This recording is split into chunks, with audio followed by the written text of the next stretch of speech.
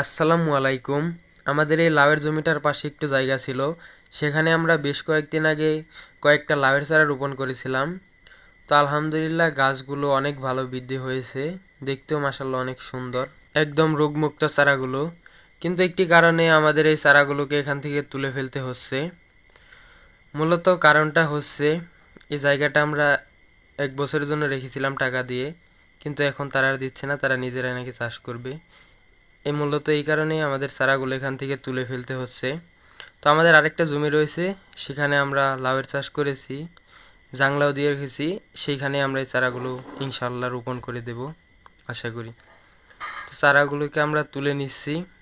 সবগুলো চারাই মাশাল্লাহ বেশ ভালো বৃদ্ধি হয়েছিল, গ্রোথ হয়েছিল এবং রোগমুক্তও ছিল, কিন্তু চারাগুলো আমাদের তুলে ফেলতে হলো। তো সবগুলো চারাই আমরা তুলে নিয়েছি।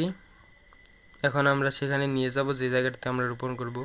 মূলত এই জায়গাটার কথাই বলেছিলাম, এই জায়গাটায় আমরা বস্তা পদ্ধতি লাউ চাষ করার জন্য বস্তায় লাউয়ের চারাও লাগিয়ে রেখেছি। তো যেহেতু এই চারাগুলো এখন আমাদের উঠিয়ে ফেলতে হয়েছে, তাই আমরা এই চারাগুলো এখানে রোপণ করে দেব।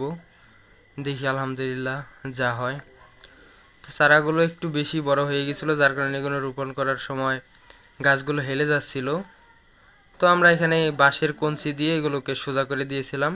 মূলত গাছগুলো একটু বড় হওয়ার কারণে এরকম সমস্যায় পড়তে হয়েছে। তো আমরা এখানে প্রায় 4 থেকে 5টার মতো মাদা তৈরি করে রেখেছিলাম, প্রতি মাদায় 2টি করে চারা দেওয়ার জন্য। সবগুলো মাদাতে আমাদের চারা রোপণ করে ফেলতে হবে। তো আমরা বিকালের দিকে গিয়েছিলাম, যার জন্য আমাদের চারা রোপণ করতে করতে প্রায় রাত হয়ে গিয়েছিল। তবুও আমরা আলহামদুলিল্লাহ সবগুলো চারা রোপণ করে এরপরে আমরা বাড়ি ফিরেছি। সবাই আমাদের জন্য দোয়া করবেন। আসসালামু আলাইকুম।